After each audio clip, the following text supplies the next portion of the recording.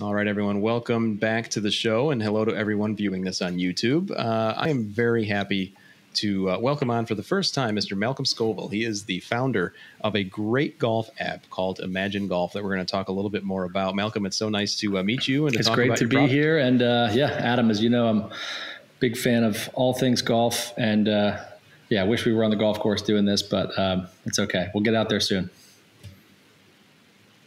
Soon enough, and it looks like wow. Where are you talking to me from? You got a nice little, So this is the barn. This is it was a part of our house that was the former owner basically knocked down all the walls and put in some windows.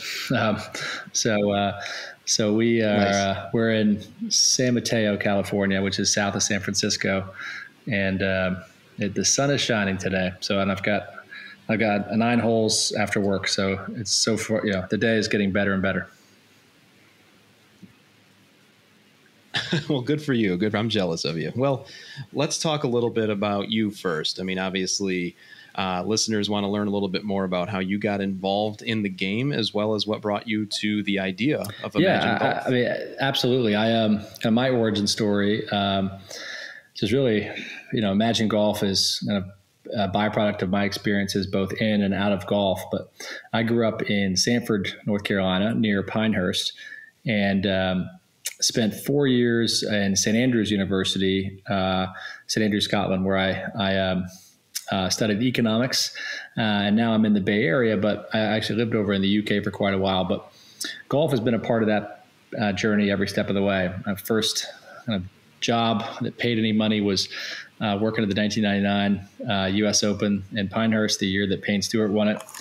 My brother and a friend of mine and I were just kind of hauling Diet Cokes and other stuff from corporate tent to corporate tent, and doing anything we could to be helpful. And then all of us took off work on the Sunday to watch Payne sink that putt. I think that and like always a passion for business. I was always interested in biographies of like Warren Buffett or Henry Ford. Just these like stories of triumph and disaster. And I see those play out in the golf course too. So I think those were like 2 big passions of mine, business and golf, since I was a teenager. And then a couple friends of mine founded an app called Calm, which is now one of the top brands in the world, helping people to meditate and sleep better. And I was an early advisor and investor in that company. And one of the big things that they've discovered is the power of audio to help change people's lives. And if it's a 10-minute guided meditation, that's like many, many fold more effective than telling someone to go meditate. Sometimes it's helpful to have someone there with us to do it. And they don't even have to be there live. It can be recorded content. And I used to listen to like Tony Robbins audio tapes and Zig Ziglar and stuff like this, and a lot of folks have when they're driving in the car, and I was always inspired by audio like that. So I knew my next my next big project I was looking to work on was going to be in the audio space, inspired by my love of self-help and experience with the Calm guys. And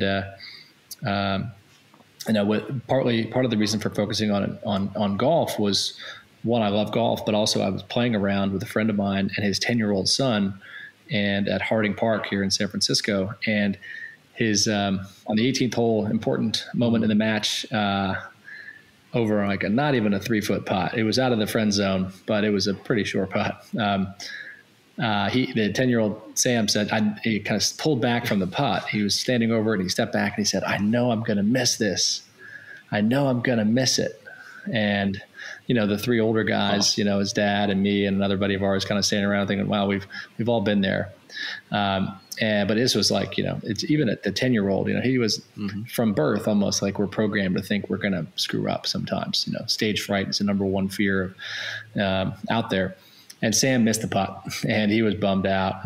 But it was a learning moment for him and for us. But I was like, wow, we've got, it's just like, I think there's a way to change the voice in the head of 10-year-olds and the 30-year-olds and 40-year-olds and 80-year-olds out there through an audio app.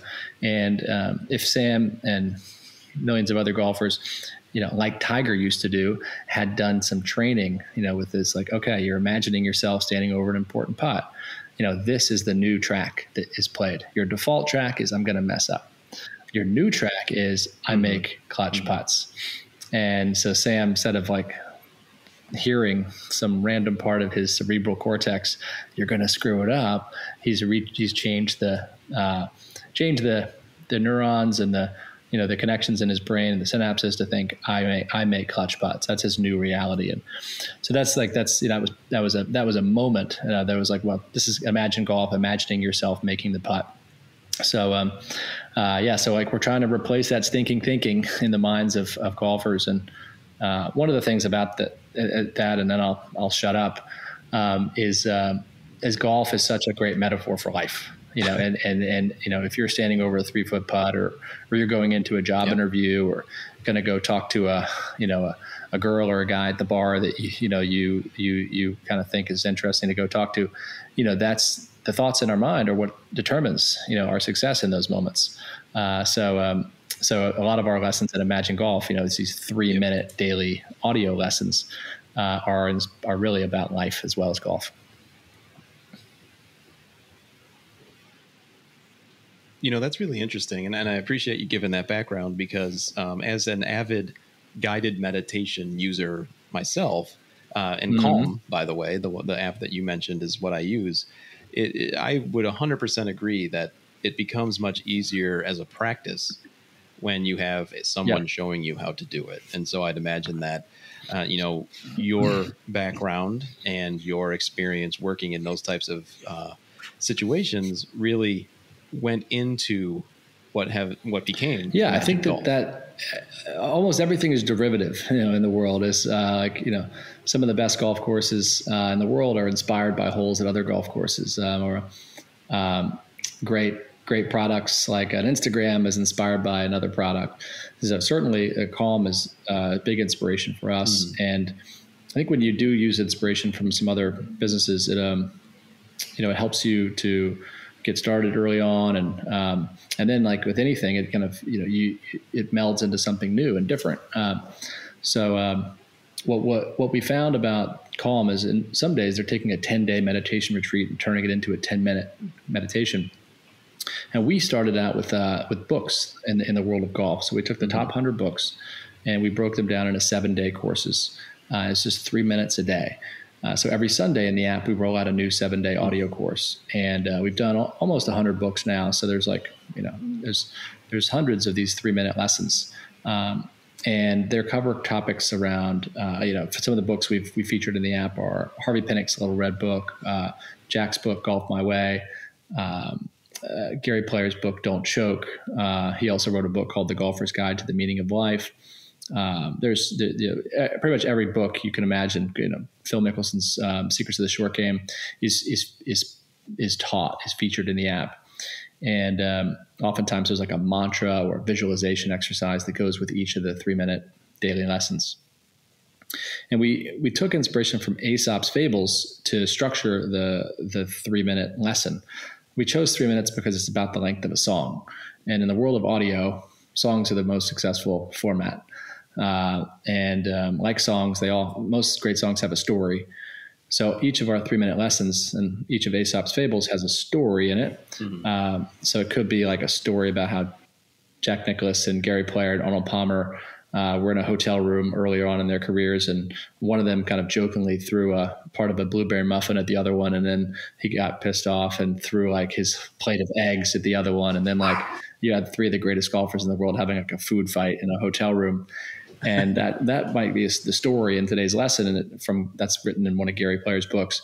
But the message is all about the importance of laughter. So after these guys got quite heated and upset, like they all kind of were laughing with like egg and blueberry muffin all over their faces. So and a lot of the lessons are very, very practical on the golf course. Like Tom Watson had this thing called the Edelweiss method, where he talks about rhythm in the swing, and he used Edelweiss, as his kind of method of getting his swing and rhythm. So he, throughout his career, he imagined the song Edelweiss, Edelweiss, Edelweiss. So you imagine Tom Watson like with that going through his mind. And, so that's something that you might pick up in the app today is the featured daily drive, we call it, and then go and apply that. But there's hundreds of these little mini stories and concepts and techniques and tips out there in these great books and in the minds of great golfers, but they're not often, it's quite hard to find them and dig through them if they're in a book somewhere. So we kind of see ourselves as treasure hunters and going to find those nuggets and then making them really entertaining to listen to. So we have some music and really, nice narration that goes with it.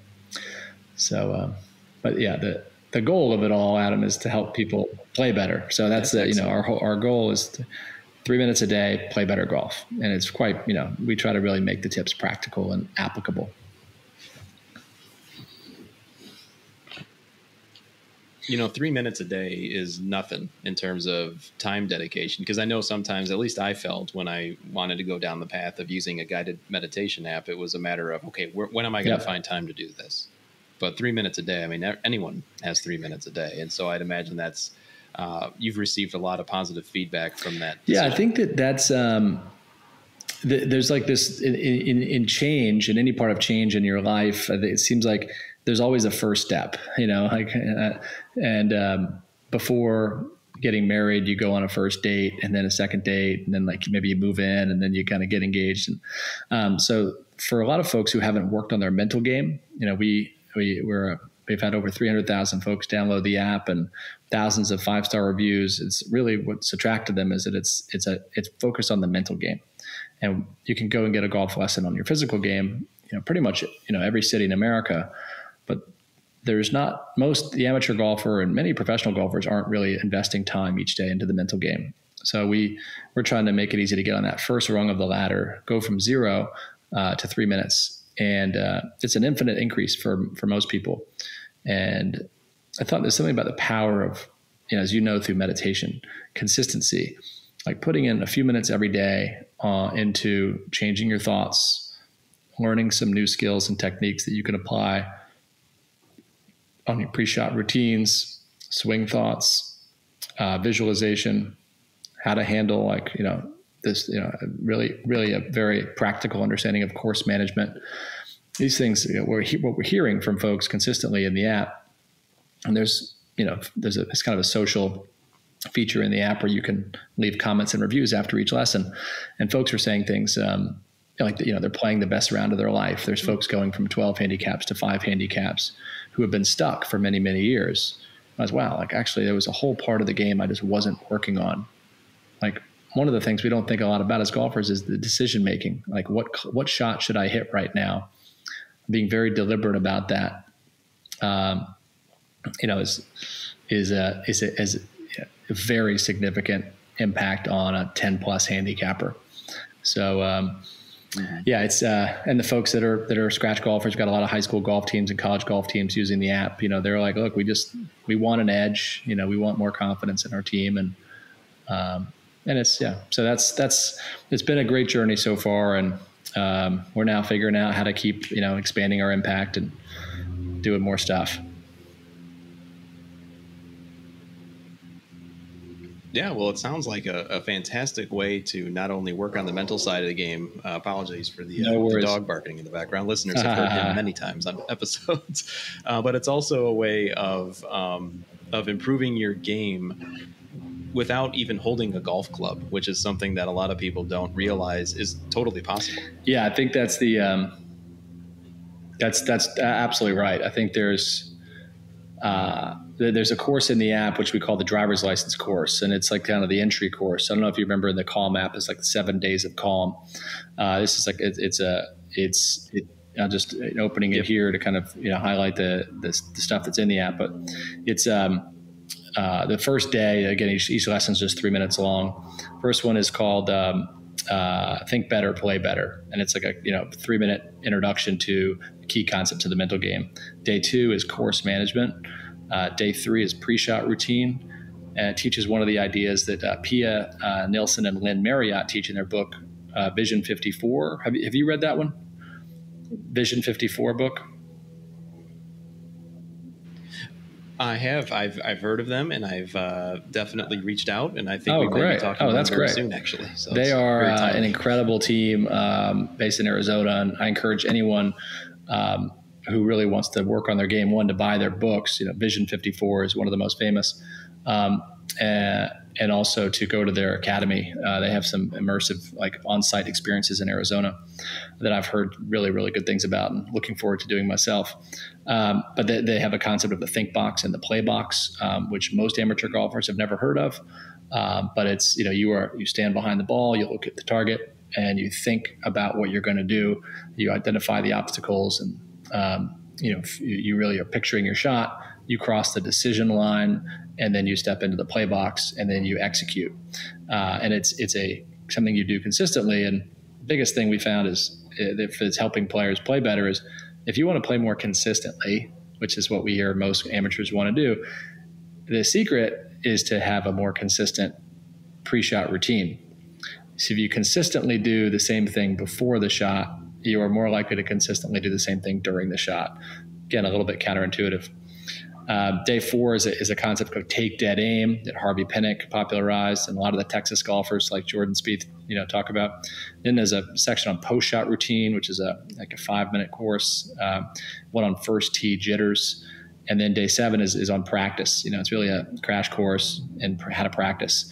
And most of us go to the range and bash a bunch of balls. And that doesn't help. And Jack Nicklaus, he's a very simple method, which we talk about in the app. And he hit the fewest balls almost on tour when he was playing, but every single shot had a purpose. He would step up and he would imagine himself, you pull out his wedge and he'd imagine himself hitting a shot on the 3rd hole from 95 yards. And that he was, it's about visualizing, like great Olympians and other athletes do, like imagining myself being in a position, and he's practicing for that. He's not just practicing to hit balls. So that's like that 7-day driver's license course, we call it the Department of Mental Vehicles, like our own DMV. And it's, learn how to drive your brain successfully from tee to green. That's kind of the most successful, say the most popular content in the app right now.